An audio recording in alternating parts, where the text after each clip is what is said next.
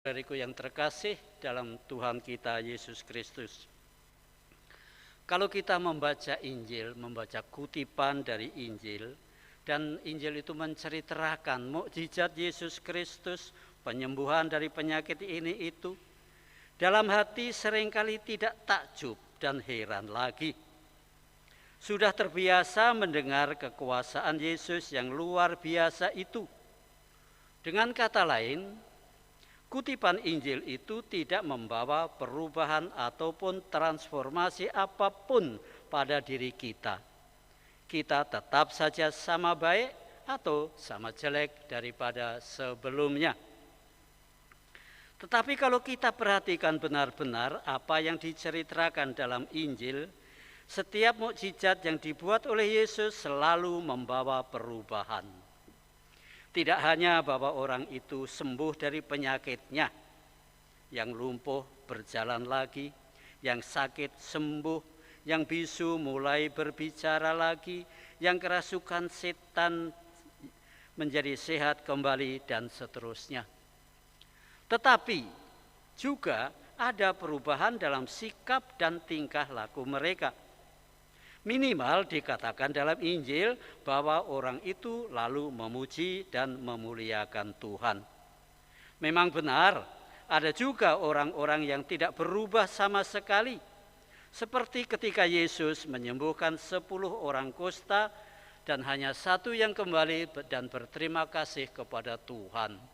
Sedangkan 9 yang lain dikatakan orang Yahudi mungkin tak bergeming, mereka jalan terus seolah-olah tidak terjadi apa-apa. Yang kembali itu adalah orang Samaria yang biasanya disebut orang berdosa. Dalam Injil hari ini perubahan itu tidak hanya terjadi pada diri orang bisu itu, tetapi juga pada orang-orang yang menyaksikannya. Orang banyak terheran-heran yang membawa keterbukaan hati mereka pada campur tangan Tuhan. Hanya orang Farisi yang mencibirkan bibirnya. Dalam diri orang Farisi ini, mukjizat Yesus tidak menimbulkan perubahan atau transformasi apapun. Melihat nasib orang banyak yang seperti domba tanpa gembala, tergeraklah hati Yesus dan mengajak para murid-muridnya untuk berbuat sesuatu. Artinya, supaya terjadi perubahan sikap pada para rasul, para murid itu, dan berbuat sesuatu, supaya muncul dalam perbuatan-perbuatan yang nyata. Ajaran dan peristiwa Yesus membawa perubahan, membawa transformasi pada diri para murid dan para pendengarnya. Saudara-saudariku yang terkasih, dalam kehidupan kita sebenarnya sedikitnya ada 2 hal yang mampu menggerakkan kita untuk berubah. Kesadaran akan apa yang kita terima dari Tuhan. Apakah itu membawa perubahan pada diri kita, pada hidup kita? Kesadaran bahwa kita diberi kesehatan dalam masa pandemi ini, sedangkan orang lain banyak yang kena. Ada perubahankah dalam diri kita?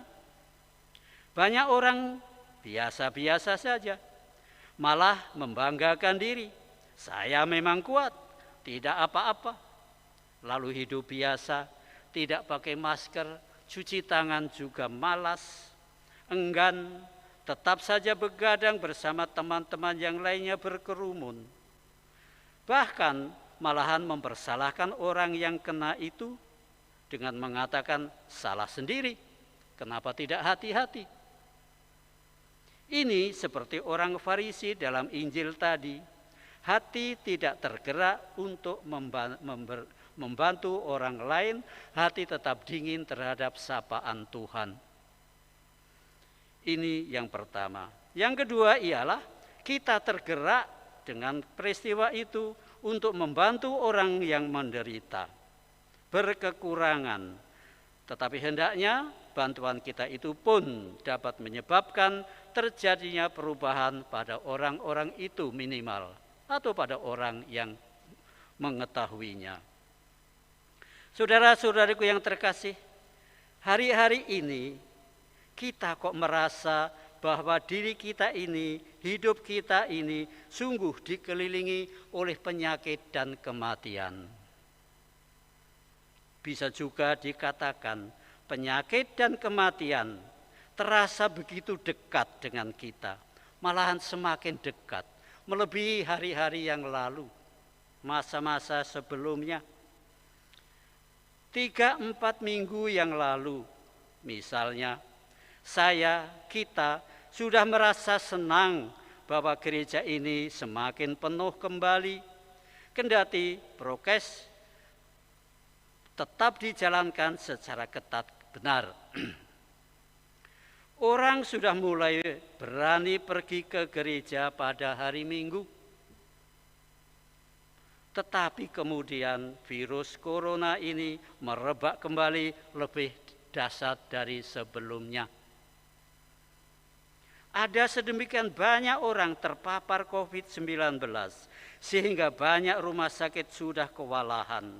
Bahkan tenaga medis pun tidak terkecuali. Tidak usah jauh-jauh. Umat Katolik di paroki kita ini pun sudah begitu banyak yang terkena. Saya mendengar kabar sekitar 80-an itu 2-3 hari yang lalu. Ada memang yang sembuh, puji Tuhan. Di lingkup pastoran ini juga tidak kebal. 4 karyawan sudah terpapar. Hidung saya ini pun dalam waktu 2-3 minggu ini sudah dikorek-korek untuk apa? Antigen, swab, yang terakhir PCR itu orang sekarang mengatakan. Puji Tuhan hasilnya negatif. Di novisiat Transitus ada 4 orang yang terpapar juga. Sehingga banyak rencana kita ambyar semua. Pesta nama paroki pun kaul pertama para novis juga mendapatkan efeknya yang tidak begitu bagus. Saudara-saudariku yang terkasih, penyakit dan kematian terasa begitu dekat dengan kita. Adakah perubahan dalam diri kita? Perubahan dalam relasi kita dengan Tuhan? Perubahan dalam relasi kita dengan sesama? Bersyukur bahwa kita ini masih sehat dan berusaha untuk menjaga kesehatan itu secermat dan sebaik mungkin. Taatilah protokol kesehatan. Dekatkan dirimu pada Tuhan dengan mendekatkan diri pada sesama, khususnya sesama yang menderita,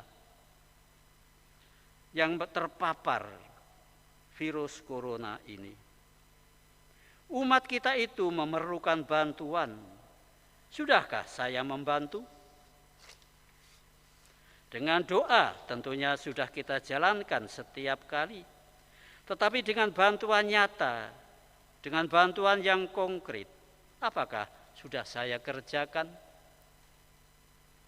Banyak yang memerlukan vitamin, obat-obatan lainnya, dan sebagainya. Mereka memerlukan makanan yang bergizi. Banyak yang lemah ekonominya karena tidak ada pekerjaan dan pendapatan yang tetap. Apakah hati kita dingin saja seperti orang-orang Farisi itu? Kita haruslah bertanya-tanya.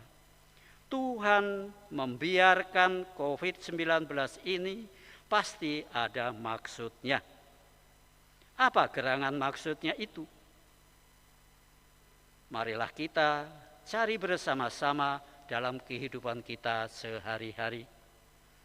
Saudara-saudariku yang terkasih, selamat mengubah diri, memperbaiki diri di tengah-tengah pandemi COVID-19 ini yang nampaknya masih agak lama berlangsung.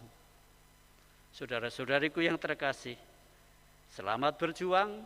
Tuhan memberkati segala usaha kita khususnya perubahan dalam diri kita menjadi orang yang lebih peka terhadap Tuhan dan terhadap orang lain, khususnya yang menderita. Tuhan memberkati kita semua.